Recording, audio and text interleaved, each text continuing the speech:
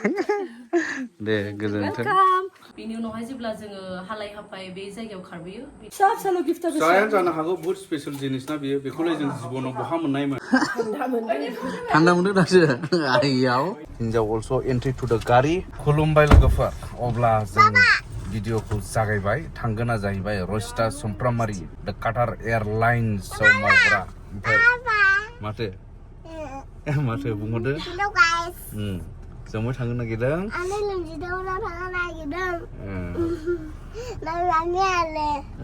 ओमफ्राय नानिया ओमफ्राय बे नानिखौ लाग्रायाखौबो खिथा बियो सोर मा नाम अब्ला जोङो फेमिलि फिसा इसिनाव ओरैनो आलासि जानो थांनायसै आरो फिसा खामानिनि थाखाय लिंहरनायखाय गावबो थांफिननायसैनो थांदिनि ओंखारबाय न'निफ्राय नोगोद साइज नुदों माथो खौबो दोनला बिउटिफुल अब्ला थांगासिनोसै लोगोफोर नै गामि गामि फ्रम गामि टु गामि आलासि जानाय माथो दा कारेन्ट गैया ओमफ्राय इनभार्टारनि चार्जबो जोबजोब्बाय दा गारियावनो चार्ज होग्लुंबायना लानांगौ जाहैबाय आरो नै चार्ज थांबाय थानि लोगोफोर बारा गोजान नंखाया थांगासिनो लोगोफोर थांगासिनो ओमफ्राय लामा मोनसेजोंहाय एसे सिसि ब्लक गोदान बानायगासिनो जों गुबुन लामाजों फैनांदों आरो गिदिंनानै बे हिसाबै बे लामाया बे अबस्था खिन्थु मेन रडा जागासिनो दङ सिसि ब्लक जाबगासिनो दङ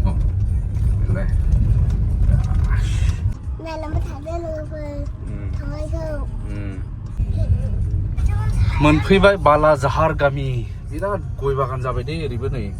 गय बागान बिराद मोजां गय जायो मोनफैबाय नै अब्ला रसिता सुमफ्रामारि मानि न'आव दे गोजोन्थों थेंक इउ मेम फैदो आं नोंनो दा चक्लेट होगोन काटारनि फै सानसे काटारनि चक्लेट जागोन दे सानसे दे नोंखौल'सो गाननो लुबैबायहाय आं बेनो नै मा बिसोरनो टाइम बायदि नांगौ दे आब' गोजोन्थों जोंनाव आलासि जाफैनायनि थाखाय मा खालामनो खालामाखै दे आनै खुलुमबाय आनै सनादे ओमफ्राय नैबे जाहैबाय आमाय होखांबाय दा टाइमाव जानांगौलै नोंसिनि आमाय देहाया बारा जाबावबायसो बुहुत बारबायथ' ओमफ्राय जोंखौलाय मा नेया नेदबदोंमोन ना माथो नेनाङा नों नोंसिनि टाइमाव आं मिथिखागौ जेनेबा आफा बिदिनो ना फुरा टाइमाव होखानांगौ नै आयु एफाबां चक्लेट मोनासै नामा नोंलाय गाज्रि नाङा बेनो आयु थेंक इउ होनदो आखाइजों मा होनो लेमन जुइस बा लेमन जुइसजोंसो बरायबायलै बा थान्दा मोनदों दासो आइयाव ए नोंखौबो लोंनो हाले गोलैगोन टाइम टु इट टेबोलानो बुंजोब्बाय नै टाइम टु इट नोंसोरबो जायाखै जा कारेन्ट फैबाय बिराद स्पेशलै आंना ब्लगिंखौनो बानायनो रोंबावाखै बानायदो दाबो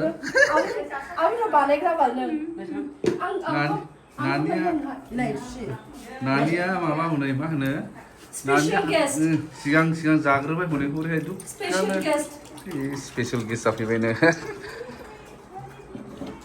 मामा अमा गोरान फान्थाव फ्राय ना माथो आब' बे सिंसाब दैनि बिसर ना भाजा बिदि थानो मा नांबावगौ खेबाय बेखौ खेबखादों आब' इन्टारेस्टआव जोंनि आब'आ हाया इजों गोदो होहाबोमोन जों गोरलै गोरलैयाव बिसिनि मोसानायखौ नायोमोन जोङो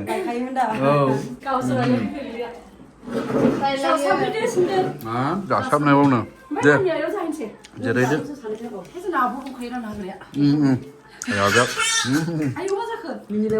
बे आंनि फेभरेटलै अमा गोरानबाथाय जाब्रेबाय ओमफ्राय नोंबो लाङो दा काटाराव ओजों मोनलाबाया ना माथो नङाला जागोन नों जागोन बाथौखौ सानो सोमदों लोगो जाबाय फैनायनि बरायबाय बेजोंसो थेंक इउ सै मा होननाय जों खिजुर बेलाथि खिजुर बेलाथि दे हानथों दे जादो आबासना जाथों दे औ दे बियो बुस्थुआ गोथाव माने होमबा मा होनो बेनिफिट्स दं आरो गोथाव आने आं जाया होनबाय हनै आबेलाय जाया आबै आइ नोंबो जाहैदो मा जाहैदो मा जाथ'आ आं जाथ'ला माबा आबै सना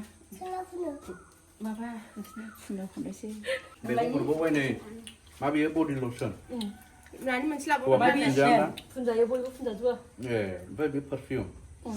काटारनि मुस्लिम कान्ट्रिनि पारफिउमाथ' बिराद स्पेशल जाखायो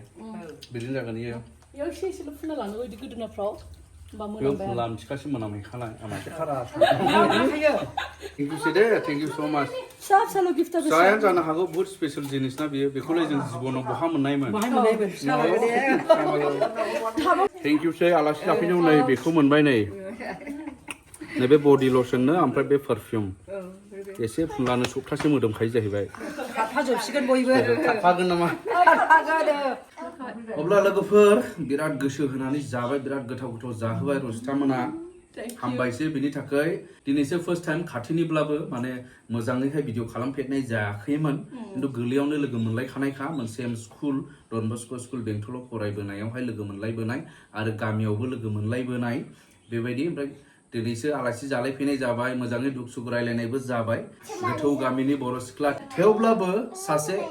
इन्टारनेसनेलि खामानि मावनानै जब मावनानैहाय माने गाव जिउ खांनो हादों जिउआव जोबोद दावगानो हादों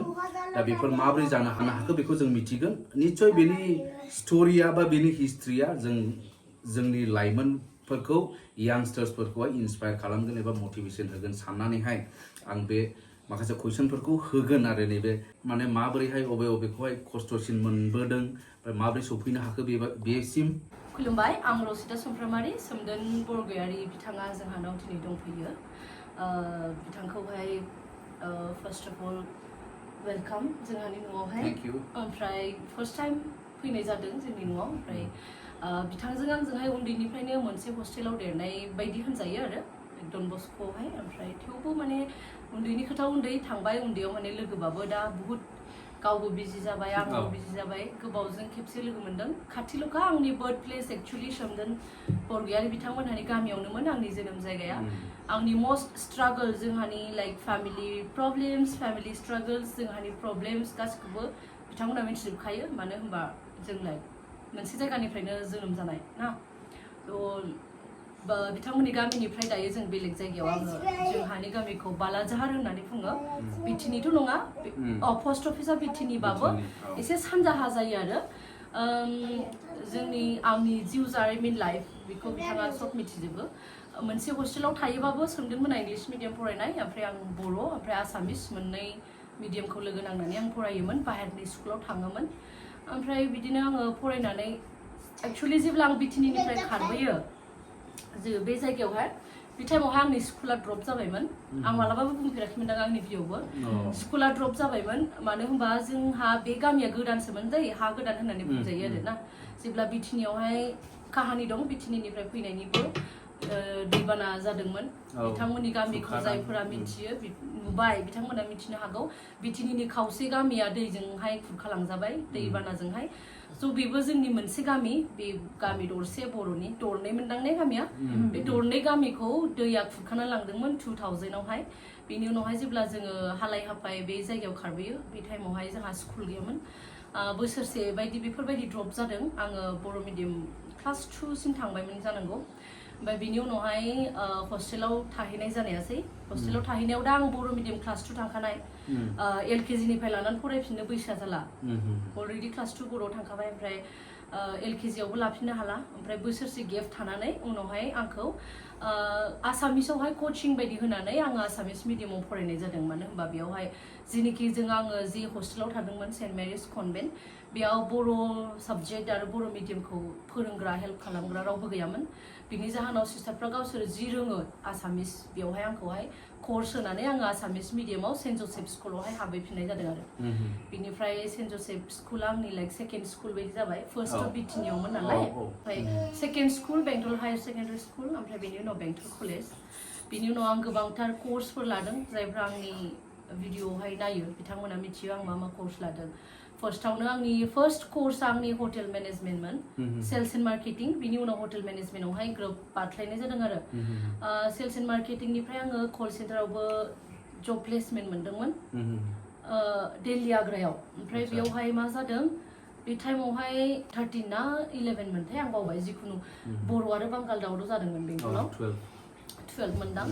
बे टाइमावहाय आरो जोंखौहाय थांनो होआखै आबसुनि मानसिफोर लाइक आसामनि मानसिफ्रा आसाम बारलांनो मोना गुवाहाटी बायदियावनो मावो जाबाय ओमफ्राय गुवाहाटीयाव आं मोनदोंमोन पार्मानेन्ट नाइट शिफ्टमोन अनलि 5,000मोन मान्थलि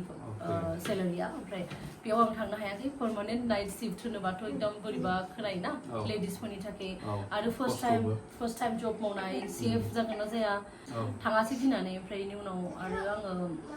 लाइक बेयावनो आङो रोंखादों आरो लाइक इन्टारभिउखौ माबोरै क्रेक खालामनांगौ बेनो फार्स्ट कुइसन बेनो फार्स्ट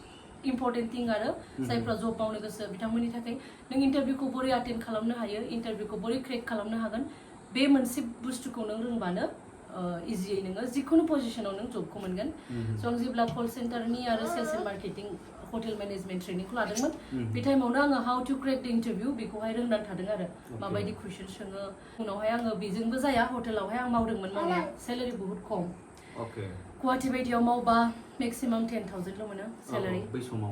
बै समाव दाबो सुपारभाइजारनि पस्टआवनो आं सुपारभाइजारावमोन हटेलाव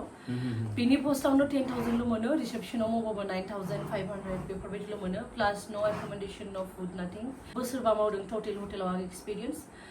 फार्स्ट आंनि हटेलनि जबमोन बेंगलरावहाय माइसुर हाइवे रोडआव मोनसे 5-स्टार हटेलाव आं मोनदोंमोन बेयाव मावनानै बोसोरसे मावनानै आं ग्रेजुवेटखौ कमप्लिट खालामाखैमोन एग्जाम होनो थाखाय फैयोमोन 2017आव आं जेब्ला एग्जाम होनो फैदों बे टाइमावहाय आरो बांगाल दावराव जाबावलायबाय ओरै खुंख्राजरायाव बर' सिख्ला दानथारनाय जानाया बे टाइमावहाय जाबावलायबाय आरो न'नि मानसिफ्रा आलाउ खालामाखिसै बांगाल दावराव जानायनि जाहोनाव आं थांफिनाखै बोसोरसे बायदि गेप थादोंदां आङो न'आवहाय बांगाल दावरावनि जाहोनाव ओमफ्राय गेप थानानै उनावहाय आङो ओरै गुवाहाटीजों बारलांबाय आरो गुवाहाटीजों थांनानै आरो मोनसे 4-स्टार हटेलाव मावनानै बोसोरथाम कन्टिनिउ मावनाय जादों बेयावबो आरो लकडाउन जालायबाय पेन्डेमिक आरो बन्द जालायबाय हटेला हटेल इन्डास्ट्रि हस्पिटालिटिस बेफोरो सब माने बिजनेसनि सायाव जे टाइमावहाय बेफोरबायदि प्रब्लेम जायो पेन्डेमिक कभिड बायदिसिना बेयावहाय बिथांमोननि बिजनेसा एकदम डाउन जायोना थ' स्टाफफोरनो बोरै सेलारि होगोन जुदि मानसिफोरानो फैयाबा गेस्टफोरानो चेक इन जाया हाबा बुकिं खालामनो हाया मानसि जमा थानो हाया बेवहाय हटेलबो बन्द जाबाय बिनि उनावहाय ग्रोबनो एसे एनै खुलिफिनबाय लकडाउना एसे खुलिफिननायावहाय डिबिआइआ खुलिलायबाय आरो डिबिआइआ खुलिनानै डन बस्क' इनस्टिटिउट होनबावो बेयावहाय एभिएसन कर्स लानायानोसै एक्चुअलि आंनि इंलिसाथ' एकदम गाज्रिखामोन बै टाइमाव हस्टेलाव थाबाबो आं इंलिसखौनो रोंनाय जायाखैमोन एकदम उनावसो आं बुजिबाय इंलिसादि बेसेबां इम्पर्टेन्ट भाषा बे जोंनि इन्टारनेसनेल लेंगुवेज बेखौ आं उनावसो मिथिबाय दै उनाव मिथिबाय आं उपाय गैया सोलोंथारनांगौ आं हटेलावबो मावहैबाय बेयावबो एसे एनै रोंद्राया नङा एसे एनै रोङो थेवबो बे जाहैजोबा गोजान गोजाननि बिदेशनि गेस्टफोर फैयो हटेलफ्रावबो फरेनार्सफोर फैयो बिसोरजोंहाय एकदम फ्लुएन्ट इंलिश नांगौ प्रपार इंलिश नांगौ बेयाव आं बुजिबाय इंलिसादि मा इम्पर्टेन्ट बुस्थु उनावहाय आङो डिबिआइआव लाहैनायाव उपाय गैथारला इंलिश टु इंलिशआव इन्टारभिउ इंलिश रिडिं इंलिश फारसेनिफ्राय इंलिश खस्थ' बयनिफ्राय आंनि स्ट्रागोलआ बेनोमोन जानांगौ बुंनो थाङोबा भाषा लेंगुवेज बेनो आंनि बयनिफ्राय इम्पर्टेन्ट थिंमोन मानो होनबा बाखि लोगोफ्रा जेब्ला एभिएसननि कर्स लायोना बेयावहाय सब फारसेनिफ्रायनो बुक्स एयारलाइननि बादै फरायनाय मानाय इन्डिग'नि इन्टारभिउ प्रिपेयार खालामोबा इन्डिग'आ माब्ला स्थापन जानाय अनारा सोर बेफोरखौ सब फरायजोबनांगौ एयारक्राफ्टनि बादै फरायजोबनांगौ पार्टस अफ एयारक्राफ्ट बेफोरखौ फरायजोबनांगौ विंस मोनबेसे इमारजेन्सि एक्जिट डोर थायो बेफोरखौ फरायजोबनांगौ सब इंलिशआव दा आं ओरैबायदि स्ट्रागल जाहैबाय एकदम बर' आरो आसामिस मिडियाम फरायनाय रसिता समफ्रामारिया हाया जाहैबाय दायो आं ओमफ्राय मोनसे खोथाखौ आं बिराद मोजाङै एक्सपिरियेन्स मोनबाय हा जे नाजानाय थायोब्ला थारैनो जाफुङो नाथाय नोंनि सिमां नोंनि नाजानाया एकदम स्ट्रं जानांगौ आरो नों स्टाबर्न जानांगोन एकदम जिद्दि नांगौ माने नांथारगौ बिदि आं बुंनानै लानोबो लाजिया जे आं गोग्गानाय मोनो गावबा गावखौ माने आं सासे गामि गोथौनि मानसि थेवबो आं इन्टारनेसनेलाव मावनो हायो दासिमबो आं ट्रान्सलेट खालामनो गोनां जायो माखौबा ओरैबायदि इंलिश रायलायग्राफोर फैयोना इन्टारनेसनेलाव ब्रिटिशनि इंलिश ओरैबायदि रायलायखायो माने बिथांमोननि इंलिश आरो जोंनि बेयावनि इंलिश एसेबो लाइक रुजुजाया होननानै बुंबाबो गोरोन्थि जाया उनाव काटार एयारवेजआव आं जब मावहैनायसिमहालागै बांद्राय रोंद्रायामोन इंलिशखौ खुनुरुखुम इन्टारभिउखौ क्रेक खालामनो हादों मानो होनबा मेन थिंआनो जाबाय how to crack the interview बेखौ आं रोङो आरोना इन्टारभिउखौ मारै क्रेक खालामनांगौ मारै फेस खालामनांगौ आरो मेन थिं साहसआ आंनाव दंखायो उन्दैनिफ्रायनो बुंनो थाङोबा आं लाइक हस्टेलाव थानायखाय जादोंबो होनजायो मानो होनबा जों हस्टेलाव सब प्रग्रामाव एटेन्ड खालामजोबोमोन एक्टिभिटिस मोनफ्रोमबो एक्टिभिटिसखौबा जों मालाबाबो न' होनामोन सोमदोन बिथाङाबो ओरैबायदि एक्टिभमोन आरोना मोसानाय मेथाइ खननाय ड्रामा बायदिसिना बेफोराव जों जेरावबो बाहागो लायोमोन बेफोराव बाहागो लायोबा निस्सय माने साहसआ बहुत बारायो हा फिउचाराव बहुत हेल्प होयो बे बुस्थुआ उनाव थाल मोनहैयो उनाव थाल मोनो आंबो दा थाल मोनबाय गासिखौबो दायो उनावहाय आन्दाज मोनजोबो रोदाया जेब्लानिफ्राय जि जायगानिफ्राय जागायोना रुट बेनिफ्रायनो जालाङो आरो साहसफोरा बेखौ आं गावनि एक्सपिरियेन्स मोनबाय दा मावगासिनो दङ जाहैबाय काटार एयारलाइन्स ओमफ्राय बियो मा लेभेलाव थांखो ओमफ्राय सालारिफोरा माबायदि सोलिनो हानायनि माबायदि सालारिथ' जों एक्जाक्ट सालारिखौ जोङो खोन्थाया बे जोंनि एयारलाइननि मोनसे नियम दङ बेनि रुल्सखौ जों एगेन्स्ट थांनो हाया आरोना बिदि ओमफ्राय ओरैनो लामसाम खोन्थानो हायो थोयो साफिसियेन्ट आंनि थाखाय जथेस्थ न'आव बिमा बिफा सानैल' बिसोरखौबो सापर्ट खालामनो हायो बिथांमोनखौ सापर्ट खालामनो हायो नांगौखिनि हरनो हायो मालायनिफ्राय बिनाङा बेनो मेन खोथा आरो मालायनिफ्राय एक्सपेक्ट खालामनांला जा नांगौ गोसो बायदि हायो इन्डिपेन्डेन्ट जेसेखिनि सेलारि मोनो जथेस्थ थोयो होननानै बुंजायो आरो अब्ला नोंथांमोना खोनाबाय दा एयारलाइन्सआव बा एभिएसन जबाव जायफ्रा मावनो गोसो नोंनि मिडियाम अफ स्टाडिजों खोथा गैया नोङो गामि गोथौनि बा गोरिब न'खरनि होननायजों खोथा गैया जास्ट क्रेक खालामनायनि माखासे टेकनिकफोर दं बेफोरनि थाखाय कर्स लानो हायो आरो माने कर्सफोर लायोब्ला माखासे दाथ' इनस्टिटिउसन्सफोर दंसै जोंनि जायगाफोरावबो चिरां क'क्राझार